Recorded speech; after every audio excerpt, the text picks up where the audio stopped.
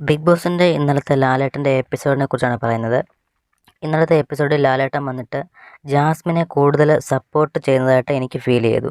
കാരണം ജാസ്മിനും ഗബ്രിയൊക്കെ നേരത്തെ പവർ ടീമിലുണ്ടായിരുന്നപ്പോഴും ഇത്തരത്തിലുള്ള മോശം വാക്കുകൾ ജാസ്മിൻ്റെ ഭാഗത്തുനിന്നും ഗബ്രിയുടെ ഭാഗത്തുനിന്നൊക്കെ ഉണ്ടായിട്ടുണ്ട്.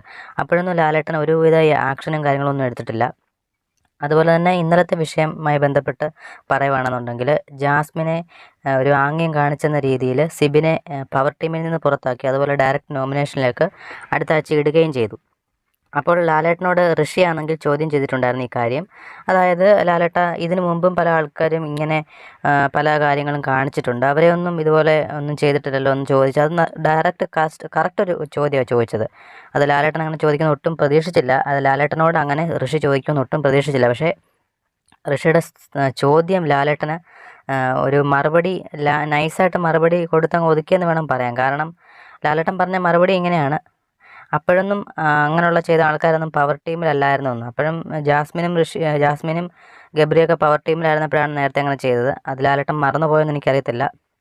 എന്തായാലും നിങ്ങൾ ഇന്നത്തെ എപ്പിസോഡ് കണ്ടവരാണെങ്കിൽ, അല്ലെങ്കിൽ കണ്ടിട്ടില്ലെങ്കിൽ ഒന്നുകൂടെ ഒന്ന് യൂട്യൂബിൽ ഏഷ്യാനെറ്റിൻ്റെ ചാനലൊക്കെ ഹോട്ട്സ്റ്റാറിലൊക്കെ ഉണ്ടാവും, ഒന്ന് കയറി കണ്ടു നോക്കിയിട്ട് അതിനുള്ള അഭിപ്രായം നിങ്ങൾ എന്തായാലും കമൻറ്റായി രേഖപ്പെടുത്തുക. കാരണം എനിക്ക് കൂടുതലായിട്ട് തോന്നിയത് ജാസ്മിനെ ഇന്നലെ സപ്പോർട്ട് ചെയ്തതായിട്ട് കൂടുതലായിട്ട് എനിക്ക് കാണാൻ സാധിച്ചു. പല കാര്യങ്ങളിലും ജാസ്മിനെ ലാലേട്ടൻ ഉൾപ്പെടെ സപ്പോർട്ട് ചെയ്യുന്നതായിട്ട് കാണാൻ സാധിക്കുന്നുണ്ട്. അതുപോലെ ഋഷി ചോദ്യം ചെയ്യുന്നതിന് മുമ്പായിട്ട് ലാലേട്ടൻ എന്ന് പറയുന്നുണ്ട്, ഞങ്ങൾക്ക് എല്ലാവർക്കും ഒരുപോലെയാണ്. കാരണം ഇങ്ങനൊരു ചോദ്യം ചെയ്യൽ അല്ലെങ്കിൽ ഒരു സംസാരം ഉണ്ടാവുമെന്ന് ലാലേട്ടന് മനസ്സിലായി. ബ്രേക്കിന് പോയ ലാലേട്ടൻ തിരിച്ചു വന്നിട്ട് പറയുന്നത് ഞങ്ങൾക്ക് എല്ലാവർക്കും ഒരുപോലെയാണ്, നിങ്ങളെല്ലാവരും ഒരുപോലെയാണ് കാണുന്നതെന്നൊക്കെ പറഞ്ഞിട്ട് ഇങ്ങനെ സംസാരിച്ചു. അപ്പം ലാലേട്ടനത് അല്ലെങ്കിൽ അതിൻ്റെയുള്ള ക്രൂ മെമ്പേഴ്സിന് മനസ്സിലായി ഇങ്ങനെ ചോദ്യം ചെയ്യാനുള്ള ചാൻസ് ഉണ്ട്. അതുകൊണ്ട് തന്നെ ലാലേട്ടൻ അങ്ങനെ പറഞ്ഞു നൈസായിട്ട്.